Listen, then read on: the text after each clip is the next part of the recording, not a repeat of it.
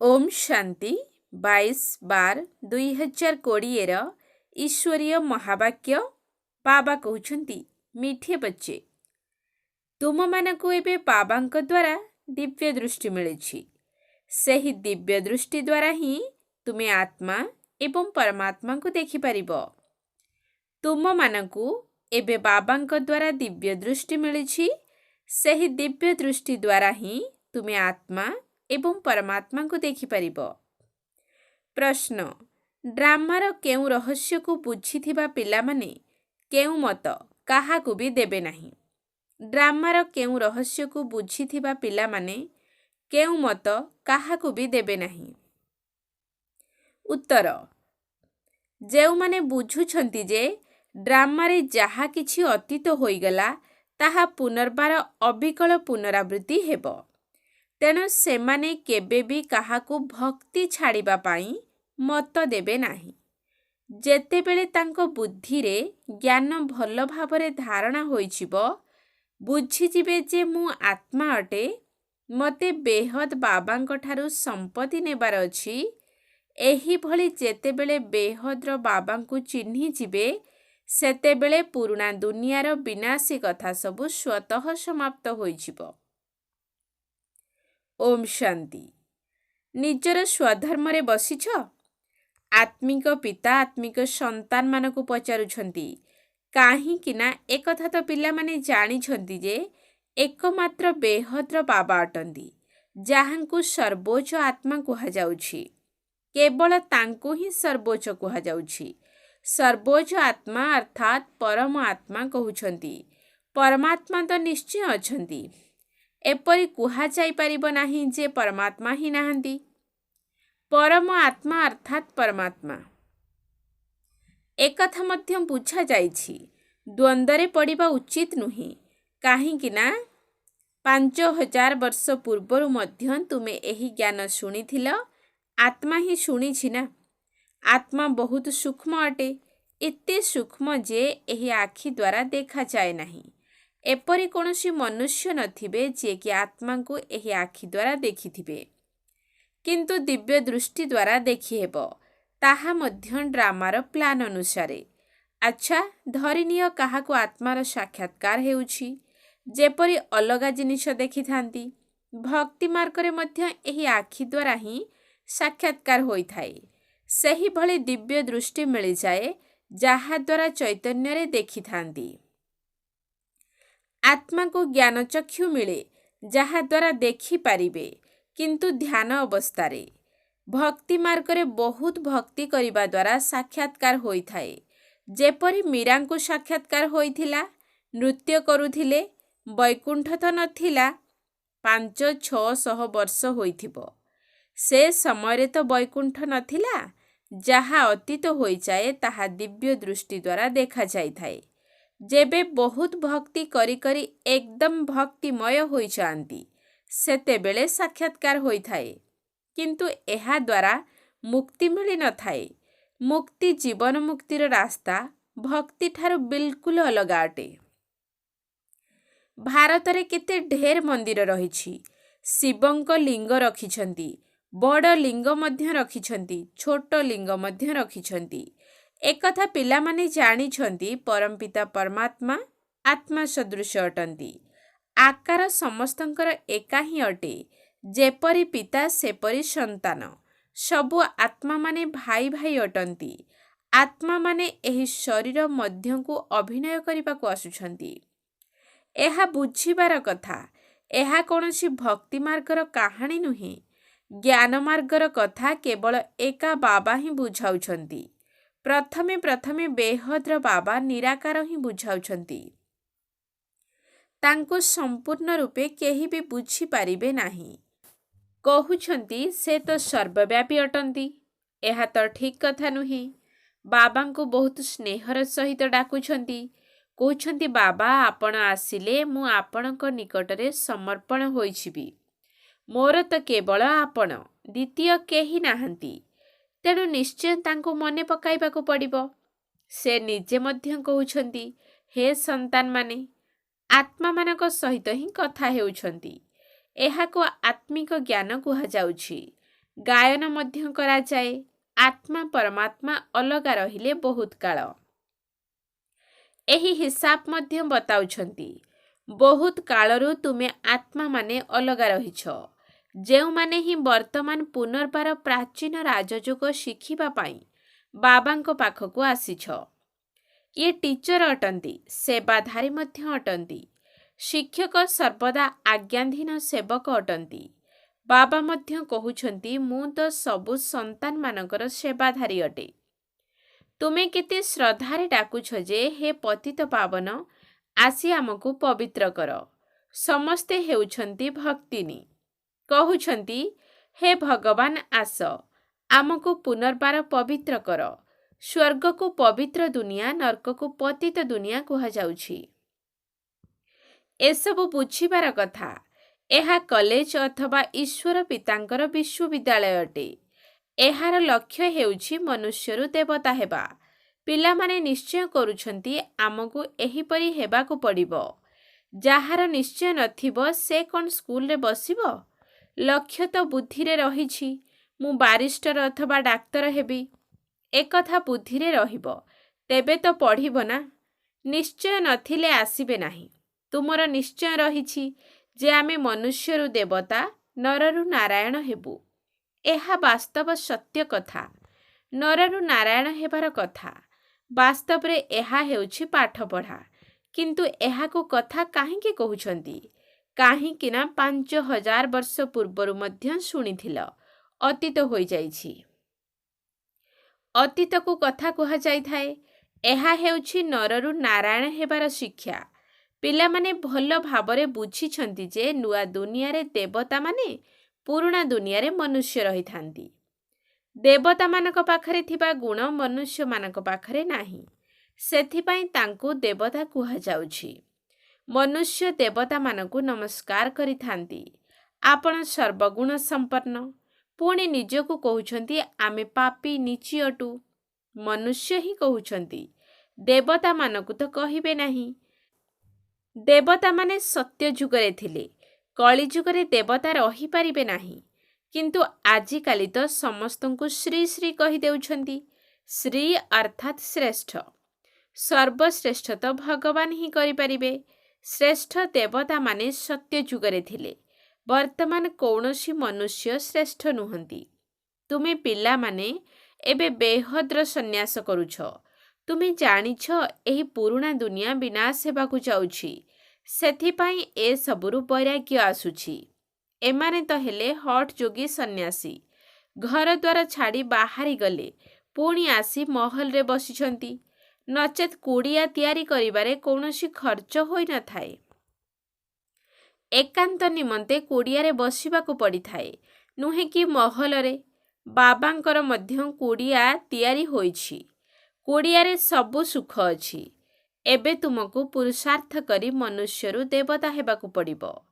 ତୁମେ ଜାଣିଛ ଡ୍ରାମାରେ ଯାହା କିଛି ଅତୀତ ହୋଇଯାଇଛି ତାହା ପୁନର୍ବାର ଅବିକଳ ରିପିଟ୍ ହେବ। ସେଥିପାଇଁ କାହାକୁ ବି ଏପରି ମତ ଦିଅ ନାହିଁ ଯେ ଭକ୍ତିକୁ ଛାଡ଼। ଯେବେ ଜ୍ଞାନ ବୁଦ୍ଧିରେ ଆସିଯିବ ତେବେ ବୁଝିବେ ଯେ ମୁଁ ଆତ୍ମା ଅଟେ। ମୋତେ ତ ଏବେ ବେହଦ୍ ବାବାଙ୍କ ଠାରୁ ବର୍ଷା ନେବାର ହେବ। ବେହଦ୍ ବାବାଙ୍କର ପରିଚୟ ମିଳିଗଲେ ପୁଣି ହଦ୍ର ସବୁ କଥା ସମାପ୍ତ ହୋଇଯାଏ। ବାବା କହୁଛନ୍ତି ଗୃହସ୍ଥ ବ୍ୟବହାରରେ ରହି କେବଳ ବୁଦ୍ଧିର ଯୋଗ ବାବାଙ୍କ ସହିତ ଲଗାଇବାକୁ ହେବ। ଶରୀର ନିର୍ବାହ ଅର୍ଥେ ମଧ୍ୟ କର୍ମ କରିବାକୁ ହେବ। ଯେପରି ଭକ୍ତିରେ ମଧ୍ୟ କେହି କେହି ବହୁତ ନବଦା ଭକ୍ତି କରିଥାନ୍ତି। ନିୟମ ମୁତାବକ ପ୍ରତ୍ୟହ ଯାଇ ଦର୍ଶନ କରିଥାନ୍ତି।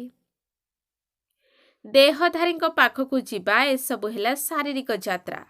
ଭକ୍ତି ମାର୍ଗରେ କେତେ ବୁଲିବାକୁ ପଡ଼ିଥାଏ। ଏଠାରେ କିଛି ଭ୍ରମିତ ହେବାର ନାହିଁ। ଯେଉଁମାନେ ଆସନ୍ତି ସେମାନଙ୍କୁ ଆସିଲେ ବୁଝାଇବା ପାଇଁ ବସାଯାଇଥାଏ। ବାକି ବାବାଙ୍କୁ ମନେ ପକାଇବା ନିମନ୍ତେ କୌଣସି ଗୋଟିଏ ଜାଗାରେ ବସିବାର ନାହିଁ। ଭକ୍ତି ମାର୍ଗରେ ଯଦି କେହି କୃଷ୍ଣଙ୍କର ଭକ୍ତ ହୋଇଥାନ୍ତି ତେବେ ଏପରି ନୁହେଁ ଯେ ଚାଲି ବୁଲି କୃଷ୍ଣଙ୍କୁ ୟାଦ କରିପାରିବେ ନାହିଁ। ସେଥିପାଇଁ ଶିକ୍ଷିତ ଲୋକେ କୁହନ୍ତି କୃଷ୍ଣଙ୍କ ଚିତ୍ର ତ ଘରେ ଅଛି, ପୁଣି ତୁମେ ମନ୍ଦିରକୁ କାହିଁକି ଯାଉଛ? କୃଷ୍ଣଙ୍କ ଚିତ୍ରର ପୂଜା ତୁମେ ଯେଉଁଠି ରହିଲେ ମଧ୍ୟ କରିପାରିବ। ଆଚ୍ଛା, ଚିତ୍ର ନ ରଖ, ମନେ ପକାଉଥାଅ। ଗୋଟିଏ ଜିନିଷ ଥରେ ଦେଖିନେଲେ ତାହା ମନେ ରହିଥାଏ। ତୁମକୁ ମଧ୍ୟ ଏହି କଥା କହୁଛନ୍ତି। ଶିବ ବାବାଙ୍କୁ ତୁମେ ଘରେ ବସି ମନେ ପକାଇ ପାରିବ ନାହିଁ। ଏହା ତ ହେଉଛି ନୂଆ କଥା। ଶିବ ବାବାଙ୍କୁ କେହି ହେଲେ ଜାଣିନାହାନ୍ତି। ନାମ ରୂପ ଦେଶ କାଳକୁ ଜାଣିନାହାନ୍ତି। ସର୍ବବ୍ୟାପୀ କହିଦେଉଛନ୍ତି। ଆତ୍ମାକୁ ପରମାତ୍ମା କୁହାଯିବ ନାହିଁ। ଆତ୍ମା ନିଜର ପିତାଙ୍କୁ ମନେ ପକାଉଛି, କିନ୍ତୁ ବାବାଙ୍କୁ ଜାଣିନଥିବା କାରଣରୁ 7 ଦିନ ବୁଝାଇବାକୁ ପଡ଼ିବ। ପୁଣି ବିସ୍ତାର ଭାବରେ ଜ୍ଞାନକୁ ମଧ୍ୟ ବୁଝାଯାଉଛି। ବାବା ଜ୍ଞାନର ସାଗର ଅଟନ୍ତି ନା। କେତେ ସମୟରୁ ତୁମେ ଶୁଣି ଆସୁଛ, କାରଣ ଏହା ଜ୍ଞାନ ଅଟେ ନା। ଜାଣୁଛ ଯେ ଆମକୁ ମନୁଷ୍ୟରୁ ଦେବତା ହେବା ପାଇଁ ଜ୍ଞାନ ମିଳୁଛି। ବାବା କହୁଛନ୍ତି, ତୁମକୁ ନୂଆ ନୂଆ ଗହନ କଥା ଶୁଣାଉଛି। ତୁମକୁ ମୁରଲି ନ ମିଳିଲେ ତୁମେ କେତେ ବ୍ୟାକୁଳ ହେଉଛ। ବାବା କହୁଛନ୍ତି, ତୁମେ ବାବାଙ୍କୁ ତ ମନେ ପକାଅ, ମୁରଲିକୁ ପଢ଼ି ମଧ୍ୟ ଭୁଲି ଯାଉଛ। ପ୍ରଥମେ ତ ଏହି କଥା ମନେ ରଖିବାକୁ ହେବ, ମୁଁ ଆତ୍ମା କେତେ ଛୋଟ ବିନ୍ଦୁ ଅଟେ। ଆତ୍ମାକୁ ମଧ୍ୟ ଜାଣିବାକୁ ହେବ। କହୁଛନ୍ତି ଏହାଙ୍କ ଆତ୍ମା ଶରୀରରୁ ବାହାରି ଅନ୍ୟ ଶରୀରରେ ପ୍ରବେଶ କଲା। ଆମେ ଆତ୍ମା ହିଁ ଜନ୍ମ ନେଇ ନେଇ ଏବେ ପତିତ ଅପବିତ୍ର ହୋଇଛୁ। ପ୍ରଥମେ ତୁମେ ପବିତ୍ର ଗୃହସ୍ଥ ଧର୍ମର ଥିଲ। ଲକ୍ଷ୍ମୀ ନାରାୟଣ ଉଭୟ ପବିତ୍ର ଥିଲେ, ପୁଣି ଉଭୟ ଅପବିତ୍ର ହୋଇଗଲେ। ପୁନଶ୍ଚ ଉଭୟ ପବିତ୍ର ହେଉଛନ୍ତି। ତେବେ କ'ଣ ଅପବିତ୍ରରୁ ପବିତ୍ର ହେଲେ ଅଥବା ପବିତ୍ର ଜନ୍ମ ନେଲେ? ବାବା ବସି ବୁଝାଉଛନ୍ତି, କିପରି ତୁମେ ପବିତ୍ର ଥିଲ, ପୁଣି ବାମ ମାର୍ଗରେ ଯିବା ଦ୍ୱାରା ଅପବିତ୍ର ହୋଇଛ। ପୂଜାରୀକୁ ଅପବିତ୍ର, ପୂଜ୍ୟକୁ ପବିତ୍ର କୁହାଯିବ। ସାରା ବିଶ୍ୱର ଇତିହାସ ଭୂଗୋଳ ତୁମ ବୁଦ୍ଧିରେ ଅଛି। କିଏ କିଏ ରାଜ୍ୟ କରୁଥିଲେ, କିପରି ତାଙ୍କୁ ରାଜ୍ୟ ମିଳିଲା, ଏକଥା ତୁମେ ଜାଣିଛ। ଆଉ କେହି ନାହାନ୍ତି ଯିଏକି ଏକଥା ଜାଣିଥିବେ। ତୁମ ପାଖରେ ମଧ୍ୟ ଆଗରୁ ରଚୟିତା ଏବଂ ରଚନାର ଆଦି ମଧ୍ୟ ଅନ୍ତର ଜ୍ଞାନ ନଥିଲା, ଅର୍ଥାତ୍ ନାସ୍ତିକ ଥିଲ, ଜାଣିନଥିଲ। ନାସ୍ତିକ ହେବା ଦ୍ୱାରା ତୁମେ କେତେ ଦୁଃଖୀ ହୋଇଯାଉଛ। ବର୍ତ୍ତମାନ ତୁମେ ଏଠାକୁ ଆସିଛ ଏହିଭଳି ଦେବତା ହେବା ପାଇଁ। ସେଠାରେ କେତେ ସୁଖ ଥିବ। ଦୈବୀଗୁଣ ମଧ୍ୟ ଏଠାରେ ଧାରଣ କରିବାକୁ ହେବ। ପ୍ରଜାପିତା ବ୍ରହ୍ମାଙ୍କର ସନ୍ତାନ ଭାଇ ଭଉଣୀ ହେଲ ନା। ବିକାରୀ ଦୃଷ୍ଟି ଯିବା ଅନୁଚିତ। ଏଥିରେ ମଧ୍ୟ ମେହନତ ରହିଛି। ଆଖି ବହୁତ ଚଞ୍ଚଳ ଅଟେ। ସବୁ ଅଙ୍ଗଠାରୁ ବିକାରୀ ହେଉଛି ଆଖି। ଅଧାକଳ୍ପ ବିକାରୀ, ଅଧାକଳ୍ପ ନିର୍ବିକାରୀ ରହୁଛି। ସତ୍ୟ ଯୁଗରେ ଦୃଷ୍ଟି କ୍ରିମିନାଲ ରହିବ ନାହିଁ। ଦୃଷ୍ଟି କ୍ରିମିନାଲ ହୋଇଥିବାରୁ ଅସୁର କୁହାଯାଉଛି। ବାବା ସ୍ୱୟଂ କହୁଛନ୍ତି, ମୁଁ ପତିତ ଦୁନିଆକୁ ଆସୁଛି। ଯିଏ ପତିତ ହୋଇଯାଇଛନ୍ତି ତାଙ୍କୁ ହିଁ ପବିତ୍ର ହେବାକୁ ପଡ଼ିବ। ମନୁଷ୍ୟ ତ କହୁଛନ୍ତି, ଇଏ ନିଜକୁ ଭଗବାନ ବୁଲାଉଛନ୍ତି। ବୃକ୍ଷରେ ଦେଖ, ଏକଦମ ତମୋପ୍ରଧାନ ଦୁନିଆର ଅନ୍ତରେ ଛିଡ଼ା ହୋଇଛନ୍ତି। ସେ ହିଁ ପୁଣି ଏକଦମ ମୂଳରେ ତପସ୍ୟା କରୁଛନ୍ତି। ସତ୍ୟ ଯୁଗରେ ହିଁ ଲକ୍ଷ୍ମୀ ନାରାୟଣଙ୍କର ରାଜବଂଶ ଚାଲିବ। ସମ୍ବତ ମଧ୍ୟ ଏହି ଲକ୍ଷ୍ମୀ ନାରାୟଣଙ୍କ ଠାରୁ ଗଣାଯିବ। ସେଥିପାଇଁ ବାବା କହୁଛନ୍ତି, ଯଦି ଲକ୍ଷ୍ମୀ ନାରାୟଣଙ୍କ ରାଜ୍ୟ ଦେଖାଉଛ ତେବେ ଲେଖିଦିଅ, ଏହାଠାରୁ 1250 ବର୍ଷ ପରେ ତ୍ରେତା ଯୁଗ। ଶାସ୍ତ୍ରରେ ପୁଣି ଲକ୍ଷ ଲକ୍ଷ ବର୍ଷ ଲେଖିଦେଇଛନ୍ତି। ରାତି ଦିନର ଫରକ ହୋଇଗଲା ନା। ବ୍ରହ୍ମାଙ୍କର ରାତି ଅଧାକଳ୍ପ, ବ୍ରାହ୍ମଣଙ୍କର ଦିନ ଅଧାକଳ୍ପ। ଏହି କଥା ବାବା ହିଁ ବୁଝାଉଛନ୍ତି। ତଥାପି କହୁଛନ୍ତି, ମଧୁର ସନ୍ତାନମାନେ ନିଜକୁ ଆତ୍ମା ଭାବି ବାବାଙ୍କୁ ମନେ ପକାଅ। ତାଙ୍କୁ ସ୍ମରଣ କରି ତୁମେ ପବିତ୍ର ହୋଇଯିବ, ପୁଣି ଅନ୍ତମତି ସ୍ୱଗତି ହୋଇଯିବ।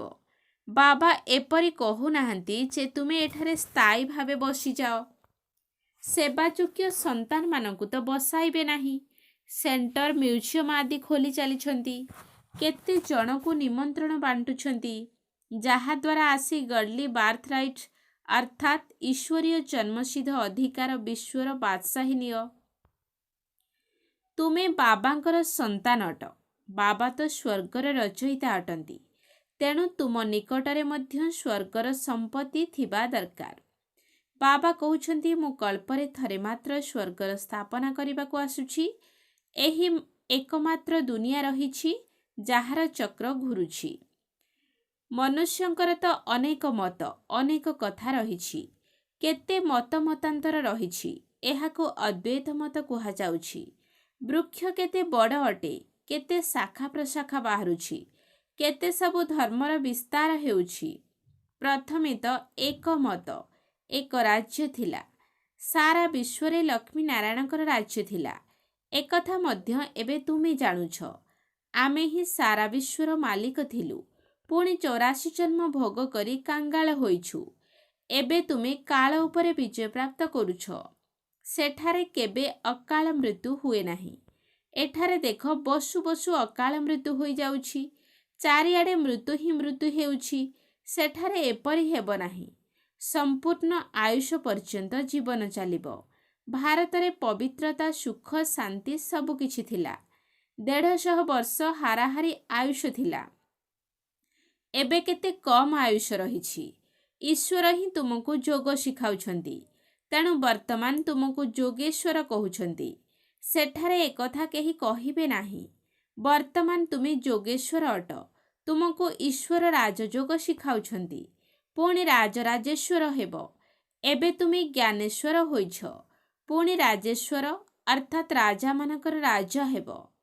ଆଚ୍ଛା, ମିଠା ମିଠା ଶିକିଲଧେ ସନ୍ତାନମାନଙ୍କ ପ୍ରତି ମାତା ପିତା ବାପ ଦାଦାଙ୍କର ମଧୁର ସ୍ନେହଭରା ସ୍ମୃତି ଏବଂ ସୁପ୍ରଭାତ। ଆତ୍ମିକ ପିତାଙ୍କର ଆତ୍ମିକ ସନ୍ତାନମାନଙ୍କୁ ନମସ୍ତେ। ଆତ୍ମିକ ସନ୍ତାନମାନଙ୍କର ଆତ୍ମିକ ବାପ ଦାଦାଙ୍କୁ ନମସ୍ତେ ନମସ୍ତେ ନମସ୍ତେ। ସୁପ୍ରଭାତ। ଧାରଣା ପାଇଁ ମୁଖ୍ୟ ସାର। 1 ନମ୍ବର ପଏଣ୍ଟ, ଆଖିକୁ ନିର୍ବିକାରୀ ଅର୍ଥାତ୍ ପବିତ୍ର କରିବା ପାଇଁ ପ୍ରୟାସ କରିବାକୁ ହେବ।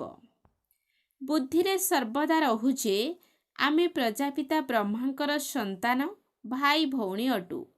ତେଣୁ ପରସ୍ପର ପ୍ରତି ବିକାରୀ ଦୃଷ୍ଟି ରଖିପାରିବା ନାହିଁ।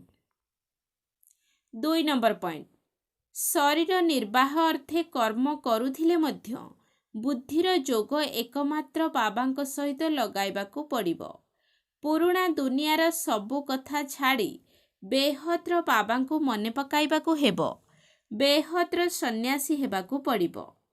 ବରଦାନ, ସର୍ବଦା ଅତୀନ୍ଦ୍ରିୟ ସୁଖର ଝୁଲଣାରେ ଝୁଲୁଥିବା ସଙ୍ଗମ ଯୁଗର ସର୍ବ ଅଲୌକିକ ପ୍ରାପ୍ତିଗୁଡ଼ିକରେ ସମ୍ପନ୍ନ ହୁଅ।